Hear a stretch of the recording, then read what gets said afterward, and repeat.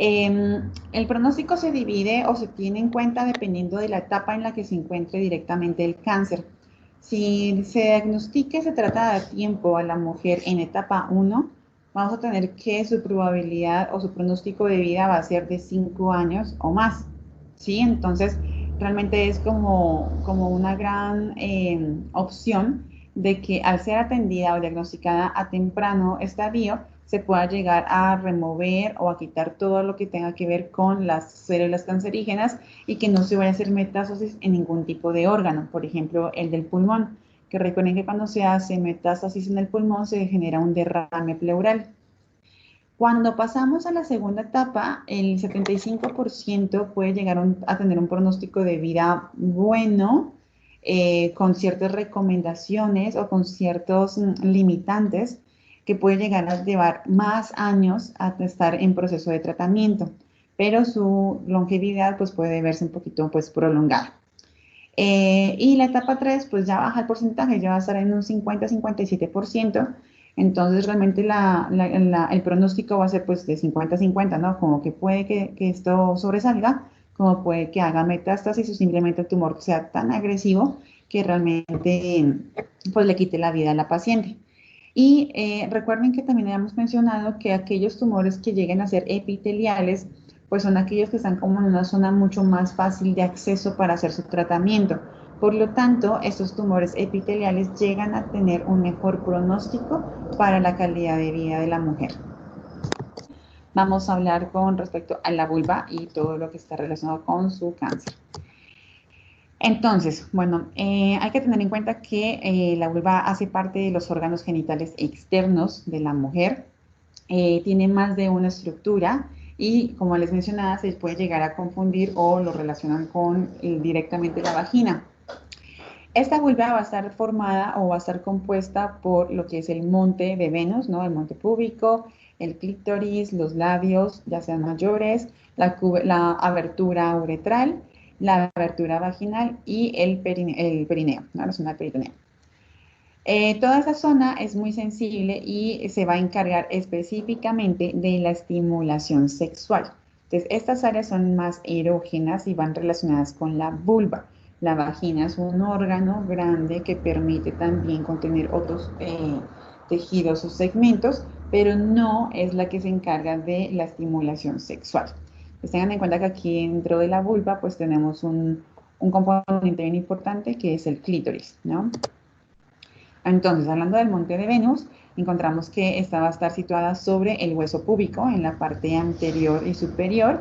Va a estar cubierto por piel y en la parte subcutánea pues va a encontrarse tejido adiposo y por lo tanto va a llegar a presentar muchas terminaciones nerviosas. Entonces, al momento del tacto, al momento de la presión, al momento de la temperatura, pues estas terminaciones vienen a hacer la discriminación y la diferenciación de lo que se está sintiendo. Por lo tanto, pues al tener tantas terminaciones nerviosas, por eso es que se considera que el monte de Venus pues, es una zona erógena. Vamos con los labios externos. Estos recordemos que son unos pequeños pliegues que son de tejido graso, pero también llegan a tener presencia de células lisas. ¿Por qué? Porque el momento de tener la penetración o una excitación necesita de aumento del flujo sanguíneo para que estas células lisas se puedan llegar a distender.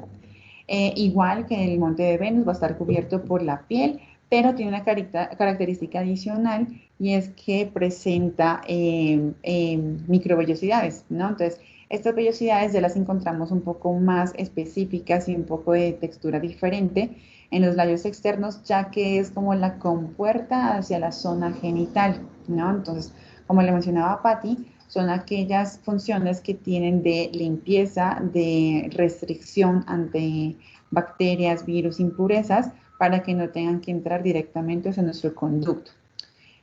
Bueno, suelen suponer que están en el centro, tienen una gran abertura directamente hacia la parte urinaria y tiene la abertura hacia la vagina. Y todo esto, pues la presencia y que esté rodeado por vello, pues la función principal es proteger. Luego, un poquito más interno, tenemos lo que son los labios internos. Este sí ya es un tejido esponjoso y se le relaciona como si fueran unos pétalos, ¿no? Son como unos pequeños pliegues delgaditos que van a llegar a estar también recubiertos de piel, pero la diferencia con los labios mayores es que no van a presentar vello púbico, ¿sí? Vellosidades. Entonces, cuando se genera la apertura de la zona vaginal, se pueden diferenciar unos pliegues gruesos, que van a ser los labios mayores, unos con vellosidades, unos pliegues internos más delgaditos, sin vello, esos van a ser los labios internos. Estos se van a llegar a juntar y van a estar por encima del clítoris. Y cuando se forma por encima del clítoris, tiene una forma como de capuchón, ¿no? Como de una cúpula, más o menos. Entonces se le llama un capuchón que se va a encargar de recubrir esta zona. Eso es como una segunda capa de protección. A los lados de estos labios internos vamos a encontrar unas glándulas, que son las glándulas de Bartolino, que son aquellas que se encargan de secretar esa lubricación para el momento de la penetración. Es ese fluido que llega a salir.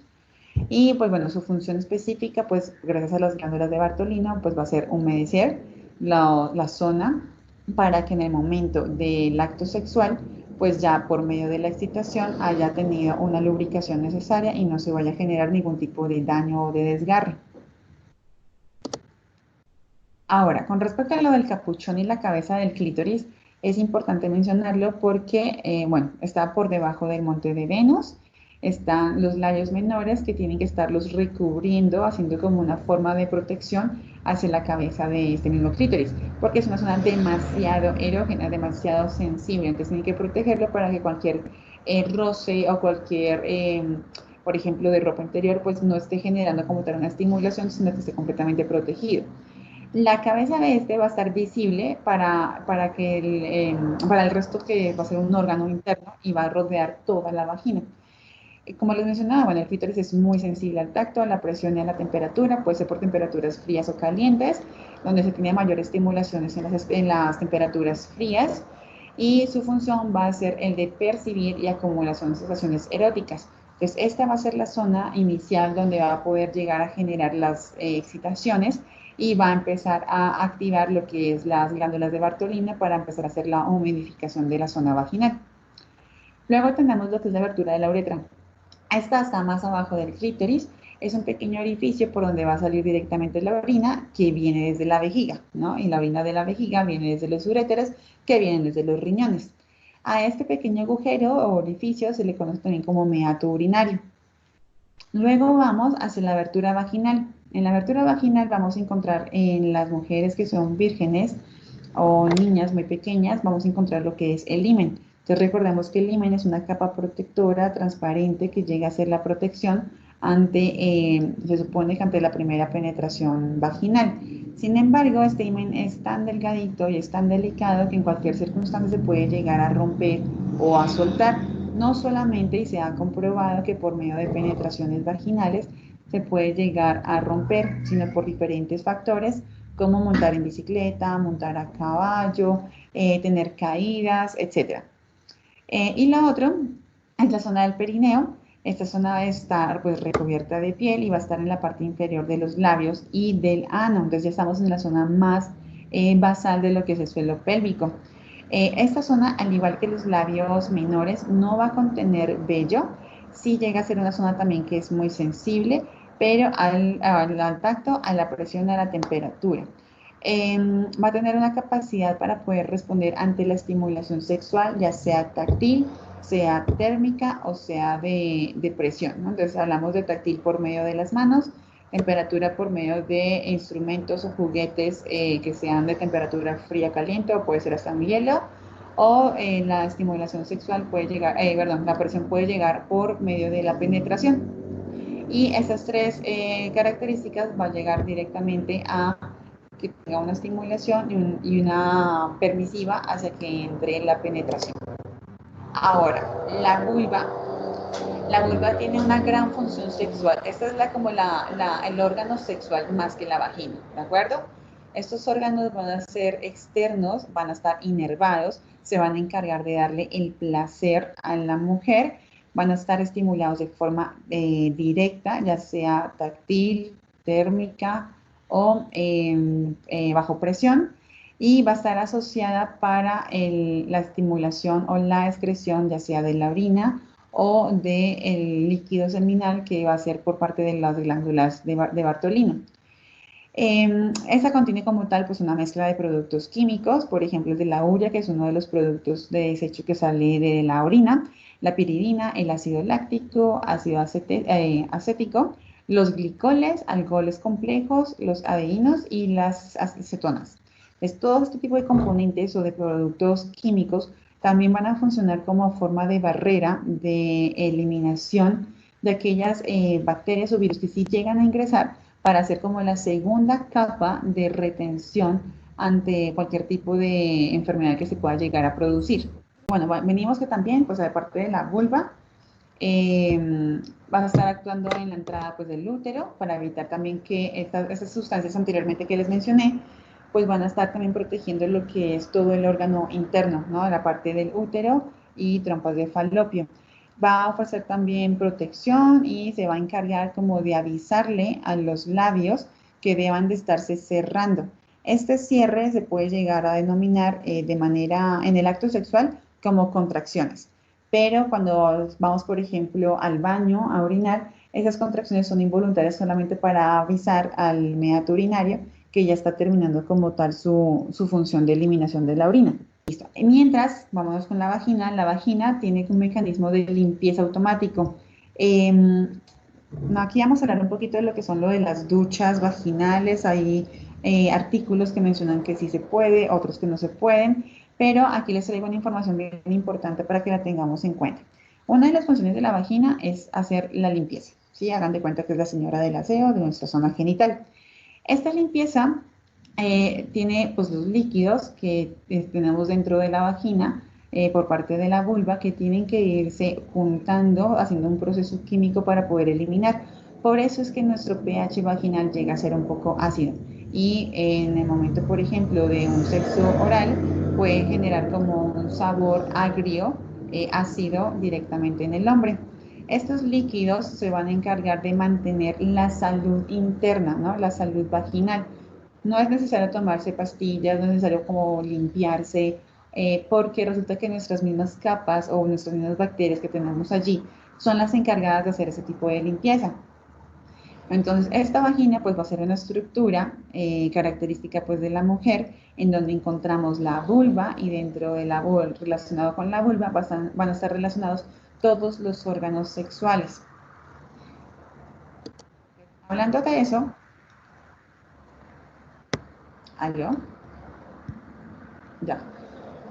Hablando de eso, se dice que, bueno, la higiene es muy necesaria en la zona. Sí, claro que sí. ¿Por qué? Porque pues es un conducto, tenemos bacterias, si se tienen relaciones sexuales, pues hay contacto con la piel del compañero y resulta que también pues presentan en su piel, en su mano o en su pene, pueden llegar a presentar infecciones, ¿no? Entonces al momento de pasarlas en el contacto sexual, pues se pasan directamente a nosotras y es cuando la vagina tiene que empezar a hacer esa limpieza.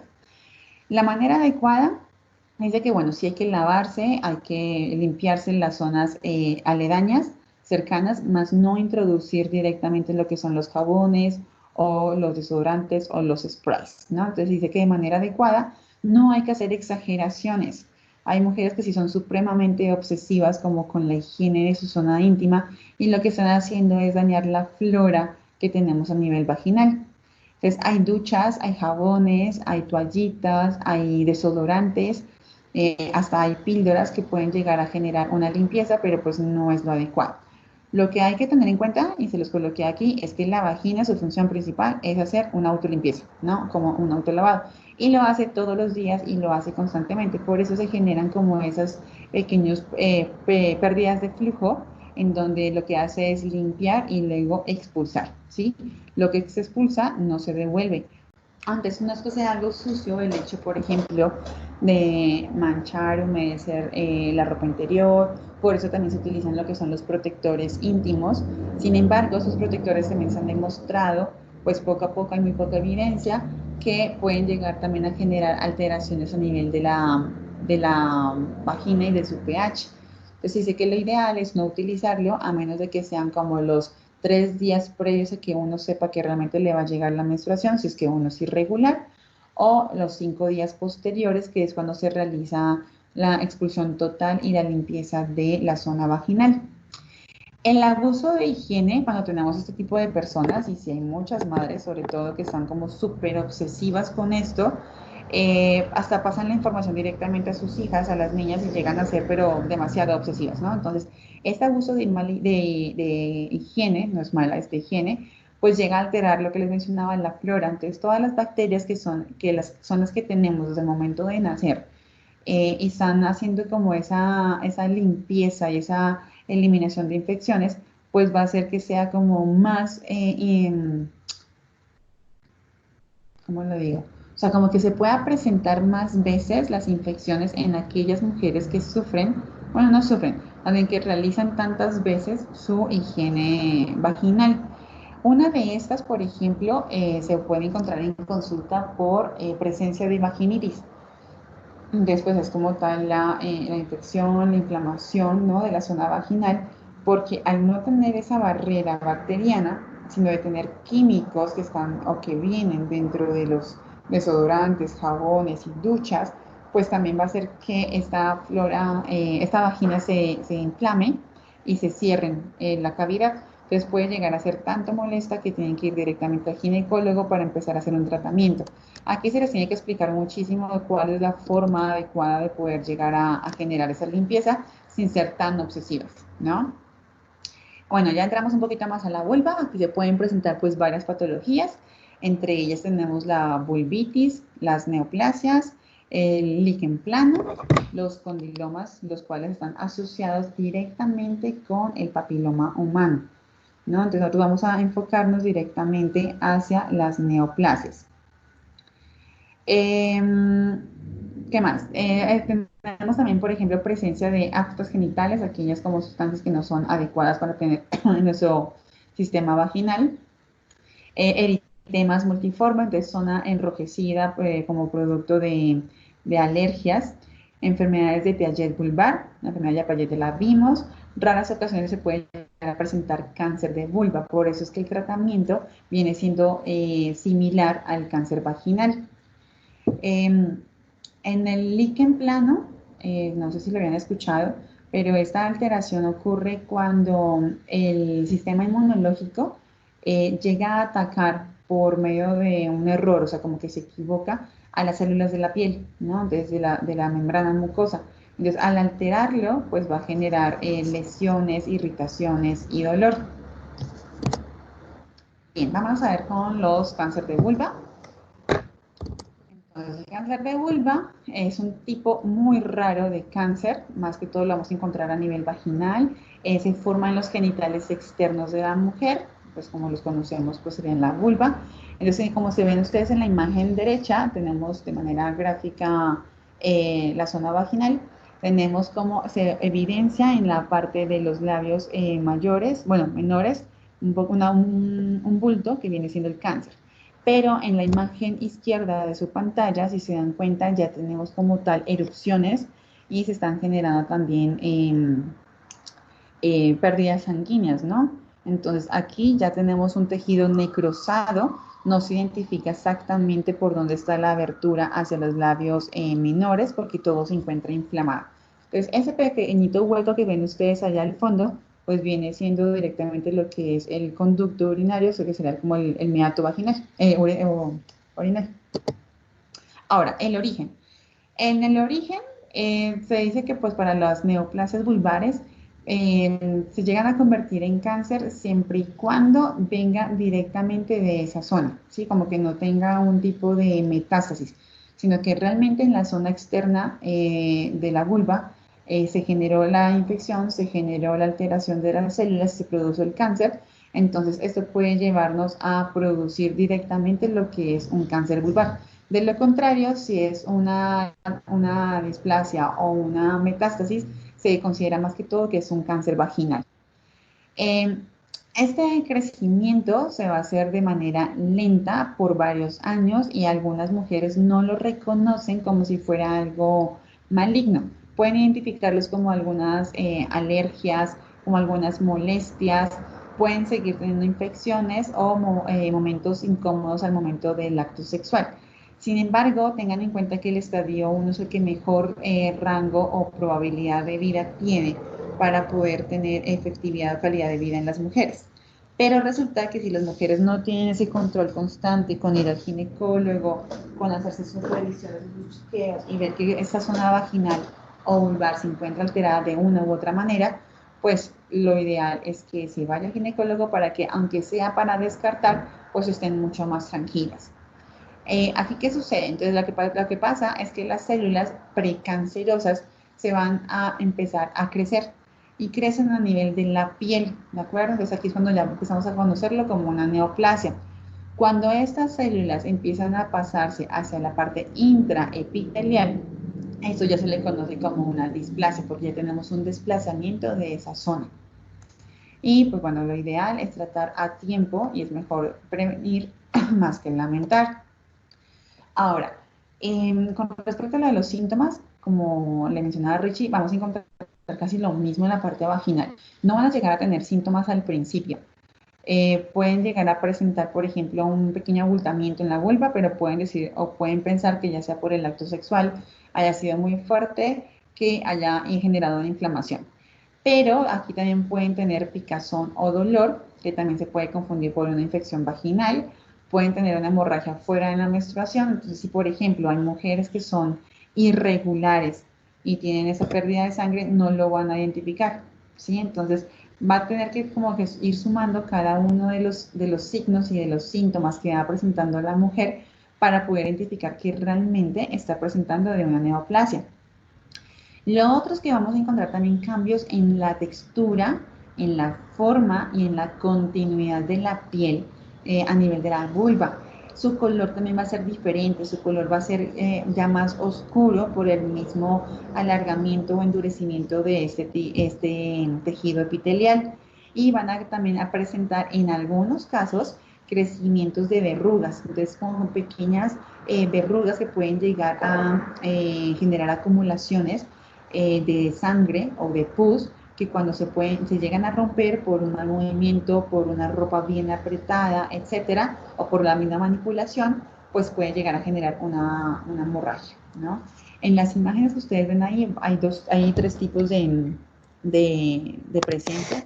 La primera es la anterior, que la hayamos visto acá, que es un pequeño abultamiento en la parte interna de los labios, en donde se produce ya como tal las células cancerígenas. En la segunda imagen es cuando tenemos que realizar la apertura de los labios y el abultamiento se ve en la parte superior por el lado del clítoris, ¿no? Y en la tercera imagen, pues sin necesidad de utilizar las manos para poder visualizar, vean cómo tenemos ese bulto que también impide, ¿no?, la penetración y que aquí también se puede hacer que el proceso de la micción llegue a ser doloroso. Ok, ¿quiénes pueden llegar a tener más riesgo? Aquí sufren más riesgo aquellas mujeres que han sufrido una, dos, varias veces, no sé, bueno, sí sé, una, dos veces en toda su vida sobre el virus de papiloma humano. Entonces tengan en cuenta que este examen tiene que realizarse una vez al año, hacerse un seguimiento en dado que haya sido positivo entre cada 3 o cada 6 meses, según como lo manda el ginecólogo. Lo otro también es que pueden llegar a presentarse aquellas verrugas genitales que llegan a ser susceptibles porque al momento de tener su tratamiento por medio de antibióticos, ya sean por medio de cremas u orales, esa información va a quedar ahí residual. Aunque uno no la sienta, aunque uno no la vea, pueden llegar a generar alteraciones celulares que los van a llevar más adelante a sufrir un cáncer vulvar.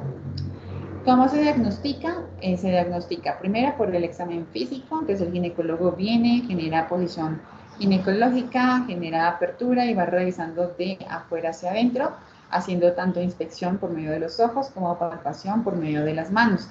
Ya en dado caso que se requiera hacer una comprobación, recuerden que el mejor examen es la biopsia, ¿no? Entonces hacemos el pequeño corte, se manda al laboratorio, se manda a patología, revisan cada una de las células histológicas y nos pueden llegar a determinar qué tipo de cáncer es, qué tipo de extensión tiene y si ha podido llegar a ser o no a una metástasis. El tratamiento va a variar, esto depende de cada uno de los estadios en que se pueda llegar a presentar. Otro en el estado de salud que se encuentre en la mujer. ¿Por qué les coloco esto? Tengan en cuenta que, por ejemplo, si una mujer de 25 años es diagnosticada y una mujer de 75 años es diagnosticada, el tratamiento no puede ser el mismo. Tengan en cuenta que también las hormonas llegan a influir y el tejido también por la vejez, por la flacidez, puede llegar a verse afectado.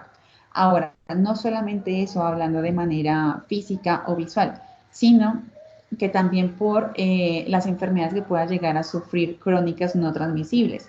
Es, por ejemplo, una hipertensión, un sobrepeso, una obesidad, un diabetes, pues pueden llegar a alterar también lo que es el flujo sanguíneo, pueden también alterar lo que es el sistema linfático y aquí se hace un poquito más complicado hacer el tratamiento, pero no es imposible. Solamente hay que discriminar qué tratamiento es ideal para cada una de las personas. ¿Cuáles pueden llegar a incluir? Incluyen la cirugía, la radioterapia, la quimio y la terapia biológica. Estas son las mismas del cáncer vaginal. Igual hablamos de procesos de secuencia de cuál va primero y cuál va después. Y igual si se sigue utilizando el de la se me fue, braquioterapia, que se acuerdan que es aquella donde generan localizadamente el tratamiento, ¿no? Para que no tengamos como irradiación en las zonas adyacentes. La terapia biológica es una terapia que se ha utilizado últimamente y no todo el mundo tiene acceso a ella. Este tipo de tratamiento pues está pues, en potencia. Eh, porque puede llegar a generar mejores beneficios en el ataque del cáncer, pero haciéndolo en un corto periodo de tiempo. Una quimio, una radio, por ejemplo, tiene sesiones, ¿no? Y cada sesión pues trae consecuencias en su recuperación. Sin embargo, la terapia biológica pues puede llegar a hacer que esos efectos sean menos agresivos hacia la mujer y lo otro es que hace una lucha mucho más específica hacia las células cancerígenas, así puede llegar como a diferenciarlas.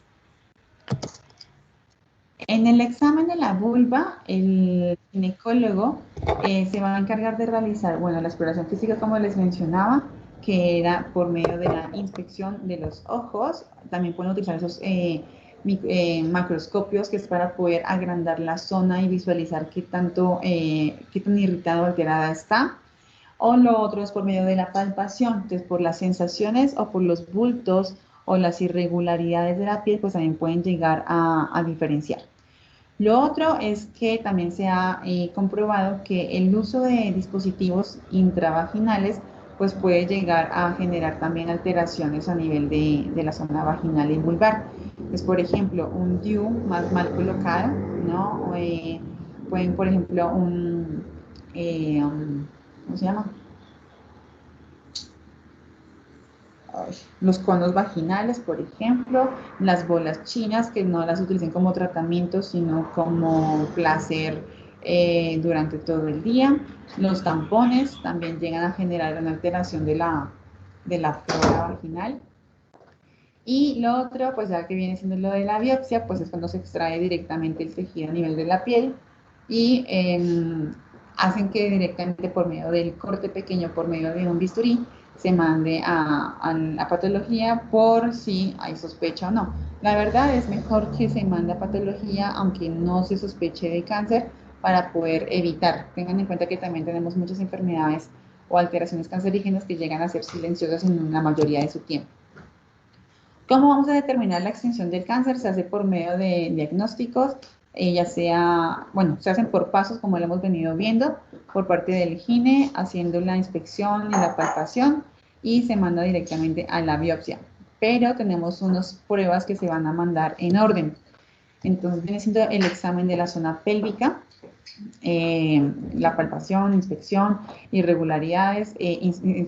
Aquí mismo también preguntamos, por ejemplo, en anamnesis o en el momento de la exploración se ha llegado a tener pérdida del vello púbico, como que se vea evidente durante, por ejemplo, el baño o durante el cambio de la ropa interior. Y también se realizan pues pruebas de diagnóstico por imagen. Entonces aquí utilizamos igual que las del cáncer de mama y cáncer de ovario. Utilizamos el TAC, la resonancia, la radiografía, tomografías y tengan en cuenta que cada una les va a presentar diferentes cortes o segmentos de la, ¿qué? de la zona que se va a encontrar afectada. Vamos a ver la clasificación. Está súper corta, encontramos por 4 estadios.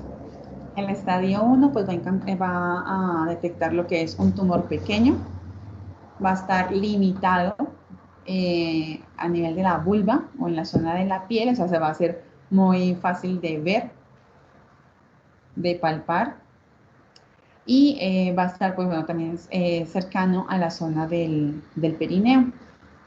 Este cáncer no ha hecho metástasis, por lo tanto no se ha propagado. Y una de las afecciones que se llegan a ver en la propagación es en el daño o en la obstrucción de los ganglios linfáticos. En el estadio 2, es aquí cuando se ha crecido esta zona, este tumor, va a abarcar estructuras cercanas, las va a limitar, las va a restringir y puede llegar a alterar su funcionalidad. Una de las partes que se puede llegar a afectar directamente van a ser la uretra, la vagina y el ano. Entonces, si ya directa llega a la uretra, va a generar alteraciones para el momento de la micción, dolores, ardores, oclusión, estrechamiento o una estenosis. Y pues aquí ya tiene que entrar directamente el urólogo también a apoyar en la forma como puede ayudar a la mujer en hacer la micción. Si es a nivel vaginal, pues aquí ya sabemos que no pueden llegar a tener facilidad de tener penetración en el momento del acto sexual. Y en el ano, pues es porque pues la expulsión de las heces fecales se va a ver también constipada, ¿no? Alterada. Entonces puede generar ese cierre del músculo estriado, ¿no? Del esfínter para hacer que no se dilate tanto y no permita la salida de las heces fecales. Si se dan cuenta del estadio 1 al estadio 2, pues llega a ser un poco fuerte. Entonces lo ideal es que en el estadio 1 sean diagnosticadas y sean tratadas para que no presenten ningún tipo de alteración adyacente. En el estadio 3 ya se ha propagado no solamente a zonas adyacentes como las que mencioné, como la vagina, el ano y la uretra, sino que aquí ya llega a atacar directamente los ganglios linfáticos. Entonces recuerden que es una zona o es un sistema también del sistema inmune que nos permite también tener una homeostasis corporal. Pero aquí pues ya se ha afectado, así que hay que ir a hacer lo de la linfadenectomía. Y el estadio 4 significa que aquí ya el cáncer pues, se propagó en una mayor medida, si pudo ser diagnosticado o no, que es ya daño a los ganglios linfáticos, ya generó obstrucciones a nivel vaginal y anal, ya aquí generan alteraciones a nivel del hueso pélvico, generan dolores, molestias, se les imposibilita sentarse y por lo tanto pues la metástasis fue grande que pudo haber llegado a zonas lejanas, inclusive a nivel del pulmón. Cuando ya están en etapa 4, pues igual se les realiza lo que es una radiografía para ver si llegan a presentar acumulación de líquido pleural, ¿no? Entonces aquí lo que tienen que hacer es ir a hacer algún tipo de intervención para saber si esta alteración o exudado pleural está impidiendo que la respiración también se pueda llevar a cabo. ¿Por qué? Porque tengan en cuenta que el líquido puede llegar a verse restringido por la misma pleura y hacer que los movimientos de la respiración como ins y expiración no sean tan efectivos. Entonces van a ser respiraciones superficiales, respiraciones costales y no van a ser las respiraciones diafragmáticas. En el tratamiento, igual se va a realizar lo que es la vulvectomía. Entonces aquí ya les coloqué una imagen, ya no el video, una imagen de la zona que tienen que retirar, pero para esto también realizan una reconstrucción. Entonces recuerden que la vulvectomía puede llegar a ser parcial, total o radical. Entre más grande, o sea, la radical, pues tiene que generar una reconstrucción completa. Bueno, se hace la extirpación por parte del cáncer, se puede hacer solamente una incisión pequeñita para sacar la zona, pero tengan en cuenta que no se quita únicamente la zona que se ve afectada, sino que dependiendo de la extensión y de la zona, se determina los milímetros o centímetros que adicionales se deben de quitar para evitar que más adelante pueda llegar otra vez a generarse el cáncer. Sin embargo, aunque se quite estas zonas, hay evidencia de que el cáncer vuelve después de 3 o 5 años, también dependiendo de los cuidados y calidad de vida. Se realiza la vulvectomía, que es la imagen que acabamos de mencionarles, que puede ser parcial, total o radical. Se realiza la biopsia de ganglios linfáticos centinela, entonces recuerden que son aquellas zonas de los ganglios linfáticos donde tenemos un ganglio que va a estar completamente inflamado y obstruido. Entonces, ese es el centinela que tenemos que ir a retirar para hacer una biopsia y determinar si realmente va a ser benigno o maligno. Se va a hacer también lo que es la radioterapia, la quimio, donde tenemos consecuencias post del tratamiento, como las náuseas, vómitos, caída de cabello, baja de apetito. Y por último, y siempre va a ser, es las pruebas de seguimiento. Entonces, aunque yo ahorita te realice a ti una intervención quirúrgica o te realice, por ejemplo, la biopsia para analizarlo, las pruebas de seguimiento se realizan 3, 6 y 9 meses, ¿no? O sea, cada 3 meses o cada 6 meses, dependiendo del tipo de cáncer y de la extensión que éste tenga. ¿Qué hay que tener en cuenta? En cuenta, ya para resumir de todos los tipos de neoplasias que hemos visto, y con esto terminamos, es sobre todo la parte de la sintomatología. No hay que dejarla pasar. Hay que tener en cuenta cuando se tienen molestias y no hay que tener miedo o pena sobre hablar de estos temas, ¿no? Entonces, de esta tabla la encontré, estaba buenísima, me parece. Habla sobre la característica de los síntomas que se pueden llegar a presentar en cada uno de los cánceres a nivel del sistema reproductor femenino. Está el cáncer de cuello uterino, el de ovario, el útero, vagina y vulva, ¿no? Entonces, todo lo que estuvimos hablando durante 2 semanas. Cuando encontramos sangrado o secreciones vaginales anormales, si se dan cuenta, lo vamos a ver relacionado con los primeros 4 cánceres, excepto en el de la vulva, ¿no? Aquí no tendremos como tal una secreción vaginal anormal, porque recuerden que la vagina es quien se encarga de hacer esas secreciones de eliminación de sustancias. Pero cuando tenemos posibilidad de tener cáncer a nivel del cuello uterino, del útero o del ovario, pues tenemos que desprender todas esas zonas o alteraciones de las células para que se elimine. Pero como tal, la vulva, no. El segundo es sentirse demasiado lleno rápidamente, si se acuerdan, como congestionado, como que ya no tienen ganas de comer, una dificultad para poder ingerir los alimentos, únicamente va a ocurrir en el cáncer de ovario. El dolor o presión a nivel de la pelvis, vamos a encontrarlo pues como es pelvis, lo hablamos a nivel del ovario y del útero. Necesidad de orinar con mayor frecuencia o con urgencias, o que se pueda llegar a presentar también el estreñimiento, viene siendo el cáncer de ovario y el cáncer de vagina. Hinchazón, la hinchazón vamos a encontrarla únicamente en cáncer de ovario. Por eso, pues si se dan cuenta, este es el cáncer que más incidencia se presenta en la mujer, ¿no? Después del cáncer de mama. Entonces, si se dan cuenta, es la que más sintomatología llega a presentar, pero entonces más facilidad nos puede llegar a determinarla. Mientras que, por ejemplo, el dolor abdominal o el dolor de espalda, igual va a ser para el cáncer de ovario. Comezones, ardores, dolor, aumento o alteración de la sensibilidad en la vulva, pues únicamente en la vulva, y ya el resto de los otros tejidos u órganos no van a presentar alteraciones porque ya es en la zona más externa, así también como ver o sentir al momento de palpar un sarpullido, presentar o evidenciar las úlceras o las famosas verrugas.